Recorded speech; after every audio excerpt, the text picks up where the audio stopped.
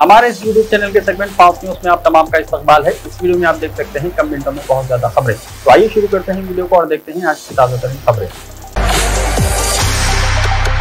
हैदराबाद के tank bond इलाके में हर इतवार को ट्रैफिक पर पाबंदी लगाई जा सकती है। टैंक बॉन्ड इलाके में हर इतवार को ट्रैफिक पर पाबंदी पर गौर करने वजीर तारक रामाराव ने कमिश्नर पुलिस हैदराबाद से की ख्वाहिश। तेलंगाना के वजीर इंफॉर्मेशन टेक्नोलॉजी के तारक रामाराव ने शहर हैदराबाद के टैंक बॉन्ड इलाके में हर इतवार को 5 बजे से 8 बजे शब ट्रैफिक पर पाबंदी पर गौर करने कमिश्नर पुलिस हैदराबाद अंजनी कुमार से ख्वाहिश की है। सोशल मीडिया अहम प्लेटफॉर्म ट्विटर पर सरगर्म मिस्टर राव ने इस खुसूस में अशोक चंद्रशेखर नामी शख्स की जानिब से किए गए ट्वीट पर रद्द-ए-अमल जाहिर किया। चंद्रशेखर ने अपने ट्वीट में यह तजवीज़ देते हुए कहा कि हर इतवार को 5 बजे शाम तक 8 बजे रात के दरमियान ट्रैफिक पर पाबंदी पर शहरी यहां पर हुकूमत की जानिब से फराहम करदा खूबसूरत सहूलियात से इस्तेफादा कर सकते हैं। तेलंगाना के वजीर इंफॉर्मेशन टेक्नोलॉजी के तारक रामाराव ने शहर हैदराबाद के टैंक बॉन्ड इलाके में हर इतवार को 5 बजे से 8 बजे रात तक ट्रैफिक पर पाबंदी पर गौर करने कमिश्नर पुलिस हैदराबाद अंजनी कुमार से ख्वाहिश की है। रेवंत रेड्डी दलितों और गरीजनों के मसाइल पर 2 रोज़ा भूख हड़ताल शुरू की। तेलंगाना पीसीसी के सदर रेवंत रेड्डी एमपी ने मेडचल जिले के मोडू जिद्दलापल्ली गांव में दलितों और गरीजनों के हकूक़ के लिए 2 रोज़ा भूख हड़ताल शुरू की। ये भूख हड़ताल 25 अगस्त चारशंबे की शाम 5 बजे खत्म होगी। भूख हड़ताल प्रोग्राम के लिए गाँव में बड़े पैमाने पर स्टेज तैयार किया गया, जिसमें कांग्रेस के अहम कायदीन मौजूद हैं। रेवंत रेड्डी का इल्ज़ाम है कि चीफ मिनिस्टर चंद्रशेखर राव ने इस गाँव की तरक्की की जिम्मेदारी कबूल की थी, लेकिन अब तक यहाँ कोई तरक्की नहीं हुई। दलितों की तरह हर कबायली खानदान को 10 लाख रुपये फराहम करने का मुतालबा। तेलंगाना के आदिलाबाद में रास्ता रोको एहतजाज। तेलंगाना हुकूमत की बावखार दलित बंधु स्कीम, जिसके तहत हर दलित खानदान को रियासती हुकूमत की जानिब से बाइख्तियार बनाने और उनके कारोबार की शुरुआत के लिए 10 लाख रुपये दिए जा रहे हैं। इसी खुतूत पर आदिवासी बंधु स्कीम का ऐलान करने का मुतालबा करते हुए कबायलियों ने एहतजाज किया। जिले आदिलाबाद में हुए इस एहतजाज में कबायलियों की बड़ी तादाद ने हिस्सा लिया और अपने मुतालबे की हिमायत में नारेबाजी भी की। इन एहतजाजियों ने आदिलाबाद कलेक्टेरिएट के करीब रास्ता रोक दिया और कलेक्टेरिएट के सामने धरना दिया। चीफ मिनिस्टर चंद्रशेखर राव के घर पर तलबा तंजीमों का एहतजाज। तेलंगाना की मुख्तलिफ तलबा तंजीमों ने चीफ मिनिस्टर के चंद्रशेखर राव के कैंप ऑफिस प्रगति भवन के मुहासरे की कोशिश की। PDSU PYL तंजीमों की इस अचानक एहतजाज के नतीजे में कैंप ऑफिस के करीब कुछ देर के लिए कशीदगी फैल गई। ताहम पुलिस ने उन तंजीमों के लीडरों और कारकुनों को रोक दिया। इस मौके पर हाथों में प्ले कार्ड्स और झंडी लेकर कैंप ऑफिस पहुंचे मुजाहिरीन ने चंद्रशेखर राव ज़ेर क़यादत रियासती हुकूमत से मुतालबा किया कि जॉब कैलेंडर की इजराई के साथ साथ बेरोजगार नौजवानों को अलाउंस फराहम किया जाए। उन मुजाहिरीन ने हुकूमत के खिलाफ नारेबाजी की। इस मौके पर मौजूद चौकस पुलिस ने उन मुजाहिरीन को हिरासत में ले लिया। नागपुर से हैदराबाद जाने वाली बस उलट गई। जिले आदिलाबाद में हादसा। रियासत महाराष्ट्र से हैदराबाद जाने वाली प्राइवेट ट्रैवल्स की बस उलट गई। इस हादसे में करीब 5 मुसाफिर जख्मी हो गए। यह हादसा जिले आदिलाबाद एचूड़ा के मुकाम पर उस वक्त पेश आया जब नागपुर से हैदराबाद जाने वाली बस के ड्राइवर ने बस पर काबू खो दिया और बस नेशनल हाईवे पर उलट गई। यह हादसा आज सुबह के अव्वलीन सातों में पेश आया। मालूम हुआ कि हादसे के वक्त बस में 20 मुसाफिर सवार थे, जिनमें से 5 जख्मी हो गए। इन तमाम को इलाज के लिए आदिलाबाद के रिम्स हॉस्पिटल मुंतकिल कर दिया गया। बताया गया है कि ड्राइवर नींद के गलबे में था, जिसकी वजह से यह हादसा पेश आया।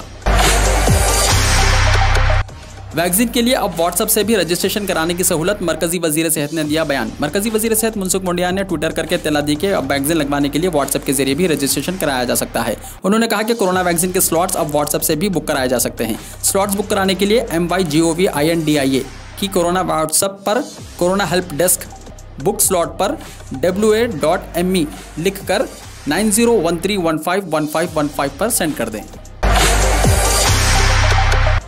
हैदराबाद जाने वाली बस लारी से टकरा गई। 3 हलाक 15 जख्मी। रियासत तेलंगाना के मुत्तहदा जिले नलगोंडा में ट्रैवल्स की बस सड़क पर रुकी हुई लारी से टकरा गई। इस हादसे में 3 मुसाफिर हलाक और करीब 15 जख्मी हो गए। फौरी मिली इत्तला के मुताबिक ओंगुल से हैदराबाद जाने वाली बस चिंतापल्ली हाईवे पर हादसे का शिकार हो गई। मरने वालों की शनाख्त मल्लिकार्जुन नागेश्वर राव और जय राव के तौर पर की गई है। इनका ताल्लुक प्रकाशम और गुंटूर से बताया गया। जख्मियों को इलाज के लिए मरियालगुड़े के अस्पताल मुंतकिल किया गया। पुलिस हादसे की तहकीकात कर रही है।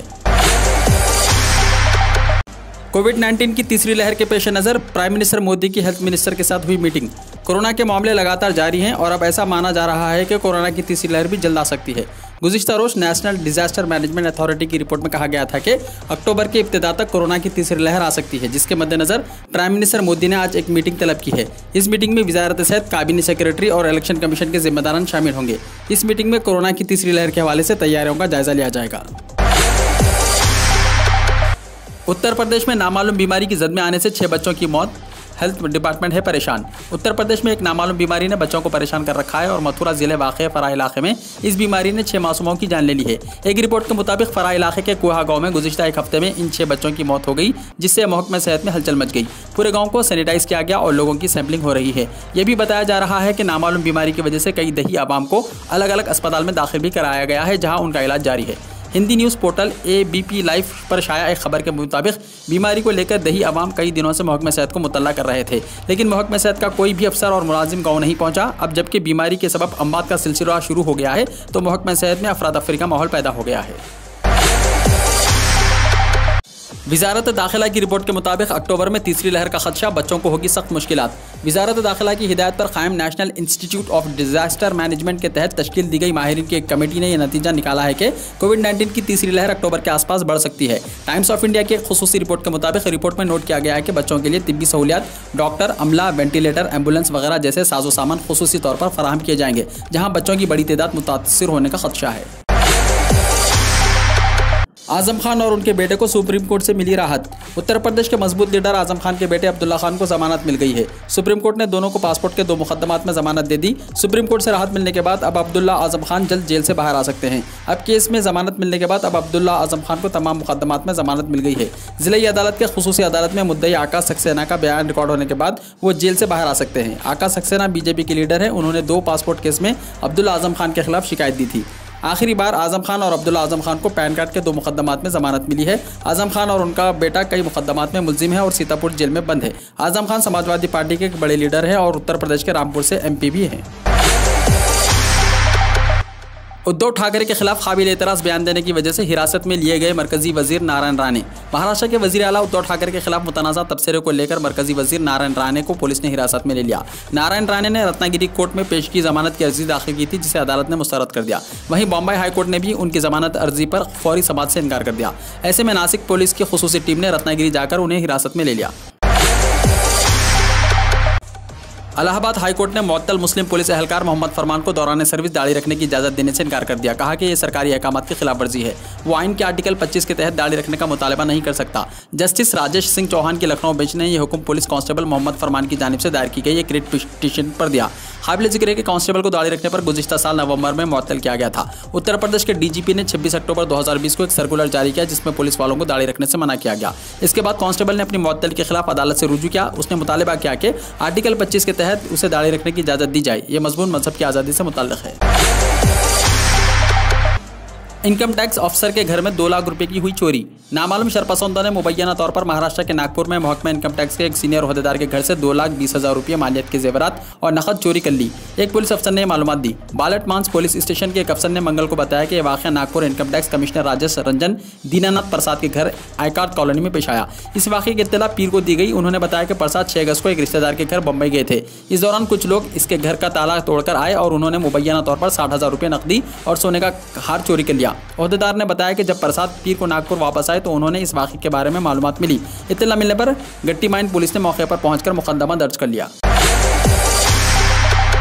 सुप्रीम कोर्ट ने एक बार फिर मरकजी और रियासती हुकूमतों से किए सवालात। पूछा, किसानों के धरने की वजह से सड़कें अभी तक क्यों बंद हैं। सुप्रीम कोर्ट ने किसानों के धरने की वजह से दिल्ली UP सरहद पर सड़क बंद करने के खिलाफ दायर दरख्वास्त पर मरकजी और रियासती हुकूमतों पर एक बार फिर सवालात उठाए हैं। सुप्रीम कोर्ट ने पूछा कि सड़कें अभी तक बंद क्यों हैं। सड़क पर ट्रैफिक को इस तरह नहीं रोका जा सकता। हुकूमत को इसका हल तलाश करना होगा। इस हवाले से सुप्रीम कोर्ट के कई फैसले हैं। सड़क के रास्ते इस तरह बंद नहीं किए जा सकते। सुप्रीम कोर्ट ने कहा कि किसानों को एहतजाज का हक है, लेकिन सड़कों पर नकलो हरकत को नहीं रोका जा सकता। इसके साथ ही अदालत ने मरकज और UP हुकूमत से कहा कि वो 2 हफ्तों में कोई हल निकालें। केस की अगली समाअत 20 सितंबर को होगी।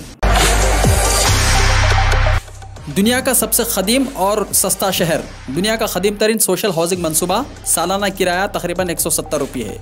जर्मनी में एक शहर है जहां रिहायशों को सालाना सिर्फ 170 रुपये किराया देना पड़ता है और दिन में 3 मरतबा इस मंसूबे के बानी के लिए दुआ करनी होती है। गुज़िश्ता 500 बरसों से यही रिवायत है। जर्मन इलाके फॉगेराई की रिहाइश गाहें अब यहाँ आने वाले सयाहों की निगाहों का भी मरकज़ रहती हैं। ये इलाका शहर ऑक्सबर्ग में वाक़ है। तालिबान के कंट्रोल के बाद लड़कियों के स्कूलों में वापसी हुई शुरू। अफगानिस्तान में तालिबान के कंट्रोल के बाद लड़कियों के स्कूल्स दोबारा खोल दिए गए। तालिबान के तर्जुमान सुहेल शाहीन ने अपने सोशल मीडिया अकाउंट से एक वीडियो शेयर की है। वीडियो में बुर्का पहनी बच्चियों को बड़ी तादाद में स्कूल जाते देखा जा सकता है। ट्विटर पर जारी वीडियो में सुहेल शाहीन ने लिखा कि नए अफगानिस्तान में स्कूल खुल गए हैं। ख्याल रहे कि तालिबान ने इतवार 15 अगस्त 2021 को अफगान दारुल हुकूमत काबुल पर भी कब्जा कर लिया, जिसके बाद वहां मौजूद अमेरिकी फौजी और अफगान सदर अशरफ गनी समेत मुतअद्दिद अहम हुकूमती ओहदेदार मुल्क से फरार हो गए। अफगानिस्तान में तालिबान के कंट्रोल के बाद गैर यकीनी सूरत हाल है और हजारों अफरादों का हुजूम मुल्क छोड़ने के लिए काबुल एयरपोर्ट पर मौजूद है। वीडियो को लाइक शेयर कीजिए और हमारे YouTube चैनल को सब्सक्राइब करते हुए इसके बेल आइकॉन को भी प्रेस कर लीजिए ताकि हर आने वाली वीडियो का नोटिफिकेशन सबसे पहले आपको मिलता रहे।